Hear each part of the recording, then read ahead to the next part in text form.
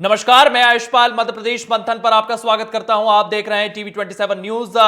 Bulletin की शुरुआत करते हैं भोपाल से। भोपाल में गुरुवार को मोहन सरकार के मंत्रियों की 6 घंटे तक लगातार मीटिंग चली है। तमाम मुद्दों को लेकर के यहां पर चर्चाएं हुई हैं। एक साल के साथ आने वाले 2025 के रोड मैप को लेकर के मंथन किया गया है। दिन भर चली मैराथन मंथन बैठक में मुख्यमंत्री डॉक्टर मोहन यादव को कई मंत्रियों ने अपने सुझाव दिए हैं। सीएम ने कहा है कि मंत्री कमियां दूर करने के लिए अपने अपने विभागों का रिव्यू करें और जल्द से जल्द 4 मिशनों पर काम करना शुरू करें। सभी अधिकारियों और मंत्रियों के साथ दिन भर चले मंथन के बाद सीएम डॉक्टर मोहन यादव ने कहा है कि आज मंत्री जनों के साथ हमने गरीबी, किसान, महिला, युवाओं को लेकर के चर्चा की है और कैसे इन्हें सशक्त बनाया जाए इसको लेकर के डिस्कशन किया है, जिसमें इन वर्गों का हित हो। मध्य प्रदेश इसमें आगे बढ़े। आज दिन भर मंथन हुआ, हमने नाम ही मंथन दिए। आपको बता दें तमाम मुद्दों को लेकर के मंथन किया गया है। कई मंत्रियों ने सुझाव भी इसको लेकर के दिए हैं, तो वहीं कांग्रेस सरकार ने इस मंथन पर सवाल खड़े किए हैं। कांग्रेस प्रवक्ता संगीता शर्मा ने सरकार के इस मंथन को मुख्यमंत्री जी को लेकर के तमाम चीजें कही है। यहां पर वो कहती हुई नजर आई है कि ये मंथन जो है, ये मंथन तो हुआ है, लेकिन इन मंथन में तमाम चीजें जो निकलकर सामने आएगी, क्या वो जमीन पर उतरेगी? तमाम तरीके के सवाल उन्होंने उठाए हैं। इसके साथ साथ उन्होंने कहा है सब मुख्यमंत्री जी के मंथन में क्या निकला है यह तो मुख्यमंत्री जी ही बताएंगे। विपक्ष के रूप में पिछले 1 साल से हमने जो देखा है उसमें सरकार ने एक भी वादा पूरा नहीं किया है। उन्होंने वादा किया था कि सरकार बनने के बाद लाडली बहनों को 3,000 देंगे। 1 साल हो गया है, 3,000 नहीं दिए। किसानों का धान 3,100 रुपए में समर्थन मूल्य पर खरीदने का वादा किया था, वो भी पूरा नहीं किया। इससे यह साबित होता है कि भारतीय जनता पार्टी चुनाव के दौरान वादे करती है और चुनाव जीतने के बाद उन वादों को भूल जाती है। लगातार रेडी के छापे पड़ रहे हैं, लगातार यहां पर ईडी जो है वो छापे मार रही है। इसको लेकर भी उन्होंने आरोप लगाए हैं और तमाम तरीके के आरोप उनकी ओर से लगाए गए हैं। इसी को लेकर के क्या कुछ कहा गया है, इस पूरे मंथन को लेकर के सरकार की ओर से क्या कुछ कहा गया, विपक्ष की ओर से क्या कुछ कहा गया, पहले ये सुनते हैं। आपने ध्यान दिया तो जो रीजनल इंडस्ट्री कॉन्क्लेव की जा रही है उसमें एक सेशन हमारा इसी बात का रहता है कि बीते समय में किए गए एमओयू के आधार पर भूमि पूजन या लोकार्पण दिखाते हैं सबके सामने, और वहाँ हमारे स्थानीय जनप्रतिनिधि खड़े होकर के इस बात के लिए उस कार्यक्रम का हिस्सा भी बनते हैं। तो ये उसी प्रकार का भाव है जिसमें जो जो भी एमओयू होते जा रहा है उस पर ठोस काम हो। और अभी भी ऐसे कुछ बचे तो हमने कहा कि चूंकि संभागीय स्तर की बीते साल की इस साल की आखिरी सातवीं हमारी होगी और इसके बाद फिर वापस ग्लोबली होगी, तो हर महीने इसीलिए क्रम निरंतर जारी रख रहे हैं कि कोई छूटता तो है नहीं। और ये बात तो सही है कि जो भी निवेशक आ रहे हैं उनकी भी अपनी आवश्यकता और प्रदेश की भी ज़रूरत है, तो पर्याप्त ध्यान देने से उसके काफ़ी अच्छे रिजल्ट आ रहे हैं। देखिए, मंथन जो 1 साल बीता वो भी विकास से की गति की रफ्तार को तेज किया, और अगले वर्ष के लिए जो मंथन कर रहे हैं, चाहे वो युवा हो, चाहे वो गरीब हो, चाहे वो महिला हो, हर वर्ग के उत्थान के लिए ये मंथन है। देखिए, मध्य प्रदेश का जब निर्माण हुआ था आज तक के इतिहास में 97% कभी कार्य नहीं हुआ राज्यसभा में। नामांतरण और विधानसभा में एक प्रश्न भी नहीं आया कि नामांतरण, सीमांकन, बंटवारा, बटान, हक त्याग का। तो हमने हर जिले में घूमते हैं और हर जिले में सबको निर्देश दे रखा है कि ईमानदारी से काम करो, हमारा विभाग बदनाम हो तो ठीक करो। सर, 2025 को लेकर किस तरह की प्राथमिकता रहेगी, क्योंकि चूंकि अब आप आपके विभाग का भी देखिए, सारे मुख्यमंत्री जी ने कहा कि जितना अपने क्षेत्र में जो भी काम हो सब लिख के दीजिए, पूरा विकास होगा। देखिए जी, मुख्यमंत्री जी जो हैं वो लगातार मंथन कर रहे हैं और मंथन करने के बाद या तो विष निकलता है या अमृत निकलता है। अब मुख्यमंत्री जी के मंथन में क्या निकला है ये तो मुख्यमंत्री जी बताएंगे, क्योंकि पिछले 1 सालों में जो हमने देखा है विपक्ष के तौर पर कि जिस तरीके से भारतीय जनता पार्टी ने वादा किया था कि सरकार बनने के बाद हम जो वादे किए थे उन वादों को अभी तक पूरा नहीं किया है। इन्होंने कहा था लाडली बहना को 3,000 रुपये देंगे, 1 साल हो गया अभी तक 3,000 रुपये नहीं दी। इन्होंने किसानों से वादा किया था कि 2,100 रुपये में इनका धान और 3,100 रुपये में धान खरीदेंगे, परंतु आज तक वो भी नहीं पूरा किया। तो इस तरीके से झूठ बोलकर जो सरकार 1 सालों से चल रही है उससे साफ प्रतीत होता है कि भारतीय जनता पार्टी की सरकार वादे चुनावों के समय करती है और चुनाव के बाद अपने वादों से मुकर जाती है। वहीं इसी को लेकर के हमारे साथ हमारे दो मेहमान जुड़ चुके हैं, मिलन भार्गव प्रवक्ता बीजेपी, वहीं हर्ष जैन प्रवक्ता कांग्रेस। आप दोनों ने हमें समय दिया, इसके लिए बहुत बहुत धन्यवाद। सबसे पहले मैं मिलन भार्गव जी के पास जाना चाहूंगा। भार्गव जी, आपसे तमाम तरीके के सवाल किए जा रहे हैं कि मंथन तो हो रहा है, लेकिन मंथन को लेकर के जो अमृत निकलना चाहिए उसे बांटा नहीं जा रहा है। मिलन जी, देखिए, अब जिन लोगों को सिर्फ राजनीति ही उनका धंधा पेशा हो, जिनके लिए जनसेवा और मानव सेवा प्राथमिकता ना हो, उनको ये रतौंधी की शिकायत होगी और उनको विकास का और ये मंथन का जो अमृत है वो दिखाई देगा। लेकिन ये अमृत जनता रसपान भी कर रही है और लगभग 20 वर्ष से ऊपर हो गए और 5वीं बार भारतीय जनता पार्टी की सरकार मध्य प्रदेश में स्थापित है। तो इसका साफ मतलब है कि भारतीय जनता पार्टी की सरकार की कथनी और करनी में अंतर नहीं है। जैसा कहा वैसा किया, और जो मध्य प्रदेश के लिए विकास के पथ पर लगातार भारतीय जनता पार्टी की सरकार अग्रसर है। जनता उस भाव को और उस विकास को महसूस कर रही है और अपने जीवन को बदलते हुए देख रही है। अब रही बात कांग्रेस की, कांग्रेस पार्टी से पूछिए कि 1.5 वर्ष तो आपको मिला था, उस 1.5 वर्षों में आपने जिस भ्रष्टाचार की भेंट को सरकार को चढ़ा दिया और लूटपाट मचा दी थी और मंत्रालय को दलाली का अड्डा बना दिया, ये अकेले कोई भारतीय जनता पार्टी का आरोप नहीं है। या आपके वर्तमान के नेता मोहन सिंगार के आरोप थे।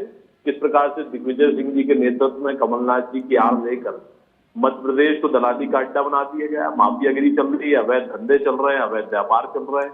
तो ये तो आपके मंत्रियों ने ही पोल खोली थी। और रही बात हमारे विकास की, देखिए, हम जो कह रहे हैं वो कर रहे हैं, हम जो कहकर डिलीवर कर रहे हैं, जनता उसका डिलीवर के रूप में हमको अभिमत दे रही, आशीर्वाद दे रही, इसलिए हम काम कर पा रहे हैं। तो मुझे लगता है कि ज्यादा जवाब देने की आवश्यकता नहीं। लोकतंत्र में सबसे बड़ी जवाबदेही चुनावों के परिणाम होते हैं जो हर 5 वर्ष में आपको देने होते हैं। ये परीक्षा है, ये परिणाम बताते हैं कि आपकी परीक्षा में कितनी तैयारी करके आप बैठे हैं और क्या परिणाम आ रहे हैं।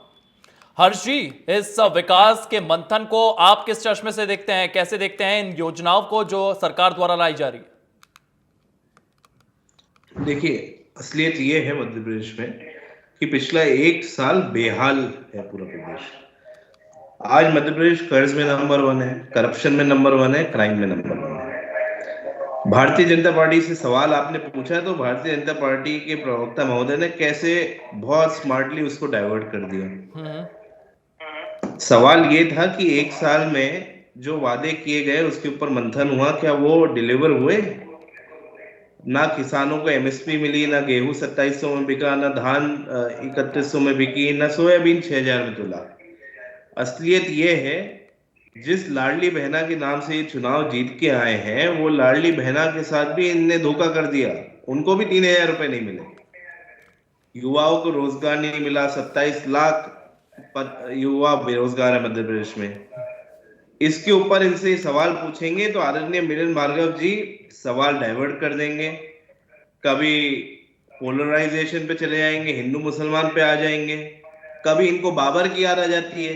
तो असलियत, आप असली मुद्दों पे क्यों भटकाते हैं? आप सवाल का जवाब दीजिए कि क्या 1 साल में करप्शन नहीं बढ़ा है? क्या आपके जो वादे थे वो आपने पूरे करे हैं? इसका जवाब कौन देगा? आप उल्टा सवाल हमसे पूछ रहे हैं। मिलन जी, युवा, किसान और महिलाओं को लेकर के लगातार सरकार की ओर से तमाम पॉलिसीज बनाई गई है। उन्होंने कहा है कि इस मंथन में इन्हीं तीनों या चारों वर्गों पर हमारा फोकस रहा है। आपकी प्रतिक्रिया सर?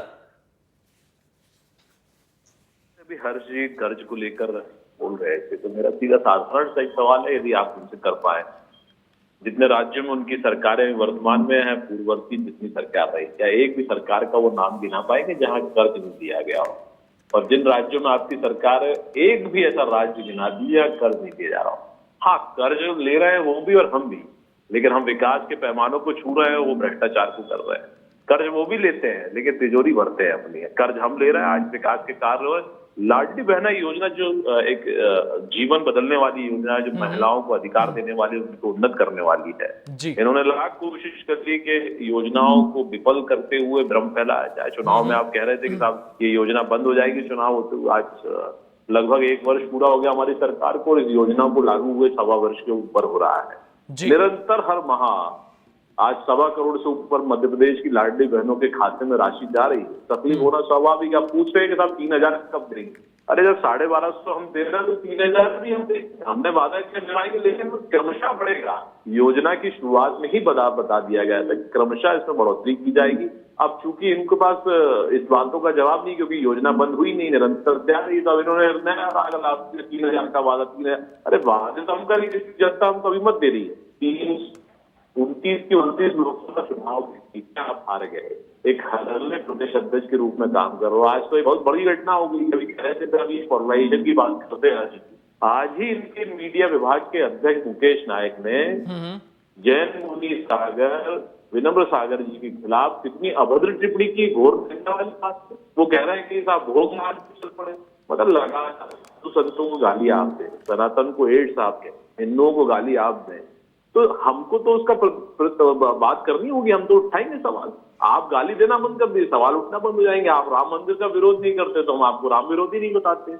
हर्ष जी, तमाम तरीके के सवाल यहाँ पर उठाए जा रहे हैं और यहाँ पर मुद्दा जो है वो जनता का है। मिलन जी, मैं हर्ष जी से सवाल ले लेता हूँ। हर्ष जी, यहाँ पर तमाम तरीके के मुद्दे जो है वो उठाए जा रहे हैं और यहाँ पर लगातार कई मुद्दे जो है वो सामने आ रहे हैं। अम्बेडकर को लेकर के आप लोग प्रदर्शन करते हैं, आप लगातार संविधान को लेकर के यहाँ पर प्रदर्शन करते हैं, विकास को लेकर के प्रदर्शन कब होगा? और एक सवाल मैं आपसे ये पूछना चाहूंगा कि विकास को लेकर के सरकार को किन पैरामीटर्स पर आप खड़ा कर रहे हैं? लगातार जिस तरीके से जो कर्ज लिया जा रहा है यहाँ पर, इसके साथ साथ करें तो इन्वेस्टर समिट्स यहां पर रखे जा रहे हैं, तमाम इन्वेस्टर्स को यहां पर आकर्षित किया जा रहा है। आपकी प्रतिक्रिया सर? विकास को लेकर के एक साल के इनके सवालों को लेकर के, जवाबों को लेकर के हमने 16 तारीख को महाविधानसभा घेराव करा। आप जान सकते हैं जी कि लाखों लोग आए पूरे कांग्रेस के, भोपाल में इकट्ठा हुए और इनके आदरणीय मुख्यमंत्री डर गए। उनने पुलिस प्रशासन का जैसे हर बार उपयोग करते हैं वो करा। खैर, रही बात करप्शन की, ये कौन होते हैं करप्शन की बात करने वाले हैं? 52 किलो सोना भोपाल के जंगलों में पाया गया कि बेंगलोर के जंगलों में पाया गया? जो आपके डायरेक्ट लिंक परिवहन मंत्री से लग रहे हैं, उसके ऊपर तो कोई आप जवाब देंगे नहीं। आपके खुद के रेवेन्यू मिनिस्टर बोल रहे हैं कि पटवारी बिना पैसे के नामांकन बटांकन कर ही नहीं रहा है, प्राइवेट कंपनियों को सबलीज कर रहा है। आपके अंदर खुद अंदर कले हैं, खुद आपके पूर्व मंत्री बयानबाजी कर रहे हैं आपके अध्यक्ष के ऊपर, प्रेसिडेंट मंत्री के ऊपर। तो आप क्या हमारे बारे में बात करेंगे? आज आपको जनता को जवाब देना पड़ेगा कि इतना बड़ा एक सेकंड ग्रेड ऑफिसर के पास इतना बड़ा धनराशि 50 करोड़ रुपए आया कहां से? मिलन भार्गव जी, लगातार इसको लेकर के विपक्ष जो है आपसे सवाल पूछ रहा है कि ये धन का कुबेर कहां से निकला है और इसके तार जो है वो कई बड़े सियासतदानों से मिल रहे हैं। इस तरीके का आरोप जो है वो कांग्रेस लगातार आ रही है। आपकी प्रतिक्रिया इस पर? देखिए, कितना हास्यास्पद है, कार्रवाई करने वाली हमारी सरकार, भ्रष्टाचारियों पर नकेल कसने वाली हमारी सरकार, भ्रष्टाचारियों पर सख्ती के साथ कार्रवाई करके उनके पूरे गठजोड़ को पकड़ने वाली हमारी सरकार। यदि हम मिले होते और हमारे संरक्षण में भ्रष्टाचार चल रहा होता तो इस प्रकार की कार्रवाई क्या आप होते देखते? कितना दुर्भाग्य है। कांग्रेस का किसी एक राज्य गिना दीजिए जहां किसी भ्रष्टाचार पर उनकी राज्य की सरकार कार्रवाई करती दिखाई देती है। एक नहीं दिखेगा। आप इतिहास के टटोल लीजिए, आप इतिहास के पन्नों में भ्रष्टाचारियों को पनाहगार बनाकर ये पनपने वाली, पोषित करने वाली सरकारें रही। आज जब भ्रष्टाचार को लेकर जीरो टॉलरेंस की नीति अपनाकर प्रधानमंत्री नरेंद्र मोदी जी के सपने का, विकसित भारत बनाने का जो सपना है, जिसमें भ्रष्टाचार के खिलाफ जीरो टॉलरेंस की नीति है, उस नीति का पालन अच्छा सा हो रहा है।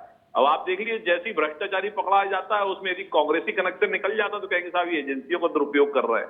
अभी कुछ महीने पहले मध्य प्रदेश की भोपाल राजधानी में 1800 करोड़ का ड्रग्स पकड़ा गया था, तो उसमें कौन कांग्रेसी निकला था?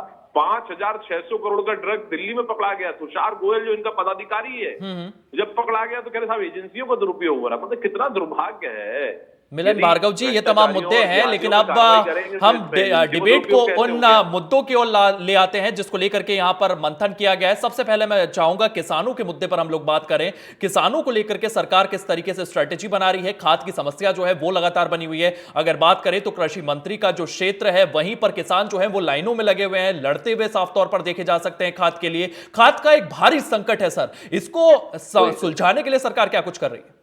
देखिए, कोई संकट नहीं है मिलन जी, ये आपको मैं तस्वीरें भेजूंगा अगर आप चाहें तो। किसान लाइनों में खड़े हुए हैं, उनको खाद मिल नहीं रही है और इसकी तस्वीरें और इसकी रिपोर्टिंग हमने लगातार हमारे चैनल पर की है। इसके लिए मैं आपसे जवाब चाहूंगा सर। मैं बोल दूं आप? जी जी जी, आप बोलिए सर, बोलिए। देखिए, खाद की समस्या कह देना काफी नहीं होगा। खाद की आवश्यकता पड़ती है। हर साल में किसान 2 से 3 फसलें बोता है, उसको 3 बार जरूरत पड़ती है। यदि आज हम झूठ बोल देंगे तो फिर कल कैसे देंगे? देखिए, ये टेक्निकल फॉल्ट जो आया था उसमें कांग्रेस के कार्यकर्ताओं ने, कांग्रेस के नेताओं के षड्यंत्र के तहत ये गांव में फैलाया गया कि साहब इस बार जो है खाद का संकट है, जो ले लेगा उसको मिल जाएगी। तो क्या हुआ साहब, लंबी लंबी कतारें लग गई। नहीं तो ये एक के बाद एक प्राथमिकता क्या तो सबको मिलती सबको। आज देखिए लाइनें खत्म हो गई। तो लगाने वाला जो था वो इनका षड्यंत्र भ्रम करने का था, और आज हम गलत बोल रहे हैं और मैं झूठ बोल रहा हूँ तो 3 महीने बाद फिर हमको खाद देनी है। हर 3 महीने 6 महीने में ये विषय आना है। तो इसमें झूठ बोलकर काम नहीं चलेगा। इसमें तो आपको सत्य को स्वीकार करते हुए, व्यवस्था को और सुदृढ़ करते हुए, सुधारते हुए, विसंगतियों को दूर करते हुए इसमें निरंतर हम लोग प्रयास कर रहे हैं। और इसको बहुत सुदृढ़ मध्य प्रदेश के किसान अवार्ड लाने वाला है था, इनकी सरकारों में ही हमको मिला। और साथ साथ कृषि कर्मण अवार्ड यदि जीत कर आए हैं। मध्य प्रदेश का किसान बहुत उन्नति की तरफ है और हम 50 लाख हेक्टेयर जमीन सिंचित कर रहे हैं। आने वाले 2 वर्षों में हम 65 लाख आएंगे और आने वाले हमारा लक्ष्य 1 करोड़ हेक्टेयर जमीन सिंचित करके देश का नंबर 1 राज्य किसानों का बनाने वाले हैं, क्योंकि कृषि आधारित राज्य है। हर्ष साहब, आपकी सरकार जो है, माफ कीजिएगा, विपक्ष जो है वो लगातार इसको लेकर के सवाल उठाता है, किसानों को लेकर के सवाल उठाया है, खाद्य संकट को लेकर के सवाल उठाया है, लेकिन सरकार की ओर से लगातार इस चीज को लेकर के ये कहा जा रहा है कि ऐसा कोई संकट है नहीं। इस तरीके की अफवाहें फैलाई गई जिसके चलते तमाम किसान जो है वो लगातार वहां पर पहुंच रहे हैं और वो लंबी लंबी कतारें देखने को मिल रही है। आपकी प्रतिक्रिया सर? पूरे मध्य प्रदेश की मीडिया ने दिखाया कि कैसे किसान कतार में लग रहा है। क्या आप इसको हास्यात्मक नहीं समझते कि कांग्रेस पार्टी ऐसी अफवाह फैला दे? आपने खुद ने रिपोर्ट करा है, मैंने आपके चैनल के माध्यम से देखा है, जहां पे 3-3, 4-4 दिन लंबी लाइनें थी किसानों के लिए। अच्छा, अब ये तो बोल देंगे कि हम तो 1 साल पहले जो हमने एमएसपी का वादा करा था किसानों को, वो भी एक अफवाह थी, कांग्रेस ने फैलाई, हमने तो ऐसा कभी वादा ही नहीं करा। ये तो सिर्फ अपने कैसे झूठ को सच बताना है, इनको ट्रेनिंग दी जाती है, कैसे मुद्दे से भटकाना है। जब ये सवाल का जवाब नहीं दे पाते हैं तो ये सिर्फ मुद्दे भटकाते हैं। आप पूछिए एमएसपी कब मिलेगी? 3 फसल होती है मूल रूप मध्य प्रदेश में मेनली, वो तीनों फसल की एमएसपी कब मिलेगी? इसका जवाब आप मांगिए बीजेपी प्रवक्ता से। सर आपका जवाब मिलन सर।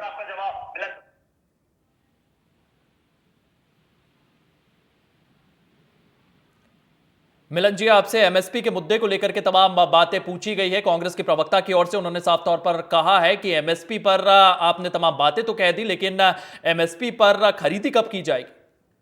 देखिए, फसलें जो है देश की, उन पर एमएसपी पहले से तय है। हर फसल पर एमएसपी तय करके हम ले रहे हैं। लेकिन चूंकि ये दुर्भाग्य है, कांग्रेस से पूछ लीजिए, जिन एमएसपी की बात कर रही है, जिन राज्यों में आपकी सरकार है, वहां कितनी एमएसपी पे किसानों से फसलों को ली जा रही है? पूछ तो लीजिए इनसे थोड़ा सा। हमसे इधर मांग करते हैं और वहां क्या करते हैं? यही तो इनका दोहरा चरित्र है। हम संतुष्ट करते हुए किसानों को उन्नति की दिशा में निरंतर आगे बढ़ा रहे हैं। हम तो ये कहते हैं साहब, लोकतांत्रिक व्यवस्था है, यहाँ झूठ परे ज्यादा दिन चलेगा नहीं। और आप इतने ही सत्यवादी होते तो क्यों आप 167 सीट पर भारतीय जनता पार्टी को जीतने दी? 29 के 29 जीरो आए हैं अभी, और अगला फिर चुनाव आएगा। अभी इस देश में इतने चुनाव होते हैं, उसमें भारतीय जनता पार्टी लगातार परिणामों में आगे आ रही है। तो ये तो बताता है कि भारतीय जनता पार्टी करनी में अंतर नहीं है। और आप लड़ लीजिए ना, फेस करिए, अगला चुनाव फिर आएगा। हम तो कह रहे हैं बार बार के चुनाव को टंटे मिटाइए, एक देश एक चुनाव, लेकिन ये चाहते नहीं एक देश एक चुनाव। ये तो चाहते हैं कि हमेशा इनका झूठ भ्रम चलता रहे, एक झूठ नहीं चले दूसरा चुनाव में अगले झूठ फैलाते हैं। देखिए, देश का किसान, मध्य प्रदेश का किसान लगातार उन्नति की दिशा में आगे बढ़ रहा है। एमएसपी के रूप में हम सारी फसलों पर बोनस भी देते हैं और लेते भी हैं। हम इनकी तरह झूठ फरेब की राजनीति नहीं करते हैं। हर्ष जी, आप पर तमाम आरोप जो हैं वो लगाए जा रहे हैं और ये साफ तौर पर कहा जा रहा है कि किसान जो है वो आगे बढ़ रहे हैं। वहीं अगर बात करें तो एमएसपी पर खरीद जो है वो भी की जा रही है। इसी के साथ साथ अगर बात करें तो तमाम मध्य प्रदेश जो है विकास की ओर लगातार अग्रसर है और तमाम तरीके के कार्य सरकार की ओर से किए जा रहे हैं। आपकी प्रतिक्रिया? देखिए, अगर किसान मध्य प्रदेश का इतना ही आगे बढ़ रहा होता तो किसान आत्महत्या नहीं कर रहा होता। ये बहुत गंभीर विषय है कि मध्य प्रदेश किसानों के आत्महत्या में बहुत आगे बढ़ चुका है। किसान आगे नहीं बढ़ रहा, मध्य प्रदेश के किसान आत्महत्या करने में आगे बढ़ चुके हैं। दूसरी बात, अगर देश का किसान पे ये बात हो जाती है, जब भी इनसे भोपाल की बात करो तो ये बेंगलोर पहुंच जाते हैं। इनकी आदत है ये भोपाल का सवाल का जवाब तो दे नहीं पाते, ये दूसरे प्रदेशों में चले जाते हैं। वापस पूरे देश का किसान कई सालों से आंदोलन कर रहा है। कुछ दिन पहले ही इनके बनाए हुए उपराष्ट्रपति, जो कि संघ की पृष्ठभूमि से आते हैं, उनने फटकार लगाई थी माननीय कृषि मंत्री को। और जब ये कितने लाख हेक्टेयर जमीन है, ये सिंचित जमीन का खेल आप हमको मत सिखाएं। हम भी समझते हैं कि जिस जिले से मैं हूं वहां पे कितनी लाख असलियत में सिंचित जमीन है और कितनी लाख पड़त जमीन को आपने संचित दिखा दिया है। तो ये आंकड़ों का खेल मिलन जी हमको मत सिखाएं। और अगर चुनाव का मापदंड ही इस बात का परिणाम है कि किसान खुश है, तो फिर तो किसानों को आत्महत्या बिल्कुल नहीं करनी चाहिए। इसका जवाब कौन देगा?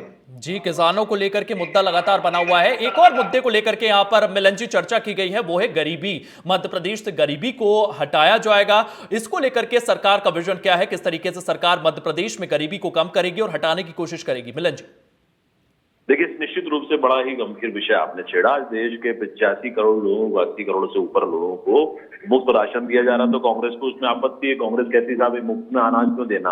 अरे साहब, इस देश में मुफ्त अनाज देकर सड़ाने से तो बचा जा रहा। आपके राज्य में तो जो अनाज है वो सड़ जाया करता, फिक जाया करता था।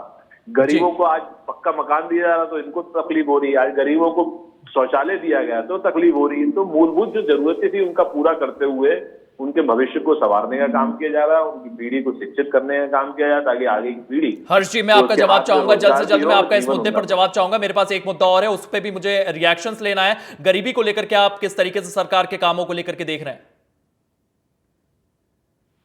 गरीब होते जा रहे हैं और अमीर अमीर होते जा रहे हैं। इनकी सरकार की मेन आइडियोलॉजी ये है कि कुछ चुनिंदा लोगों को इनको अमीर बनाना है और सारा सरकारी धन उनके पास भेजना है। अगर आप डेटा निकाल लें पिछले 10 साल का देश का और पिछले 20 साल का प्रदेश में जी, तो जो पॉवर्टी इंडेक्स के नीचे थे वो और बेहाल हो गए। ये असलियत है प्रदेश की। हर्ष जी, अगर मैं एक्सट्रीम पॉवर्टी की बात करूं तो इसी साल देश उसमें आगे आया है, और मध्य प्रदेश की अगर बात करूं तो मध्य प्रदेश भी उसमें आगे निकला है। नहीं, कहां पे निकला है आगे? कौन से आप डेटा से बात आप तमाम आंकड़े देखिए, यूएन के आंकड़े आप देख ले, वहां पर इसको लेकर के तमाम डिटेल्स दी गई है सर। नहीं, पॉवर्टी इंडेक्स में तो आज भी हिंदुस्तान बहुत पीछे है। यूएन के आंकड़े की बात कर रहा हूं मैं। खैर, मैं मिलन जी के पास जाऊंगा। मैं अगला टॉपिक जो है उसको लेकर के हम चर्चा शुरू करते हैं, वो है युवा और रोजगार। मिलन जी, युवा और रोजगार की अगर मैं बात करूं तो रोजगार की काफी तंगी है। सरकार के द्वारा दिए गए आंकड़ों की अगर मैं बात करूं तो ट्रेंड युवा जिन्होंने एमबीबीएस कर रखा है, बीएड कर रखा है, जो बैचलर्स कर चुके हैं, उन युवाओं के पास रोजगार नहीं है सर। रोजगार को लेकर के सरकार का विजन क्या है?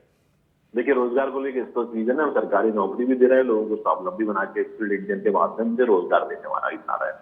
आज देश के 44 करोड़ से ऊपर लोगों को हमने मुद्रा योजना के माध्यम से व्यापार दिलाने में सरकार ने सहयोग किया।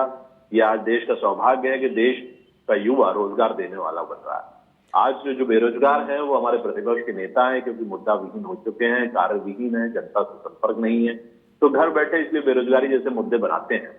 यदि इस देश में रोजगार मेले के माध्यम से केंद्र सरकार लगातार रोजगार देगी। 2 दिन पहले ही लगभग 75,000 युवाओं को नियुक्ति पत्र दिए गए। ऐसे 10 लाख युवाओं को सरकारी नौकरियों में नियुक्ति करते हुए केंद्र सरकार ने आगे बढ़ाया है। तो सृजन करने में हम आगे बढ़ रहे हैं। रही बात युवाओं को शिक्षित करने की, रोजगार सृजन करने की, लगातार सरकार नवाचार के साथ, डिजिटलाइजेशन के साथ। मिलन जी, फिर भी आंकड़े जो है वो आपके साथ क्यों नहीं है? तमाम आंकड़े जो है वो बताते हैं कि युवाओं को रोजगार ही नहीं मिल रहा है, और ये आंकड़े जो है ये सरकार के द्वारा ही दिए गए हैं। तो इसमें इतना फेरबदल क्यों? आपके शब्दों में और आंकड़ों में इतना फेरबदल क्यों सर?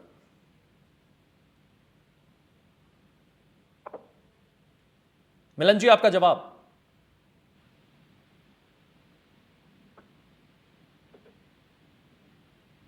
मैं पार्थ के पास आना चाहूंगा। पार्थ जी, जिस तरीके से बेरोजगारी को लेकर के तमाम बातचीत हो रही है और रोजगार के अवसर जो हैं वो लगातार सरकार द्वारा पैदा किए जा रहे हैं, लेकिन आंकड़े जो हैं वो कहीं ना कहीं इस पर सवाल खड़े करते हैं।